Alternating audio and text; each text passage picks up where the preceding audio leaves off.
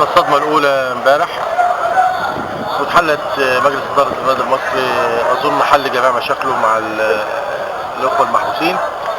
واديك شايف النهارده جميع جمهور بورسعيد النهارده بصوره جميله قوي مشرفه موجوده بشكل حلو جدا جدا، والتشجيع مثالي، والنادي المصري عاد لبيته اهو، عاد مؤتمر اصلي وعاد جمهوره، وكان لازم ناخد الصدمه الاولى بتاعت امبارح ومحدش يزعل منها ومحدش يتكلم يقول ان التمرين كان وحش، التدريب بالجمهور اثر بعضه.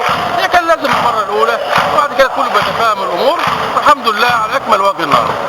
كابتن، اداره نادي المريخ مستعده ان هي تستقبل تدريبات النادي المصري في الايام القادمه؟ انا النادي المصري ده بيتي وهو الاخ الكبير لنا، يجي في اي وقت. انا اديت اوامري للنادي ان النادي المصري هو اللي يبدا بكل اللي هو عايزه، واحنا بعد كده ناخد المواعيد الفاضيه، واحنا في استقباله يوميا، لان ده شيء يشرفنا جدا ان احنا نقف مع النادي المصري في المحنه اللي كان موجود فيها، لانه ياما كان ليه خير النادي المصري على النادي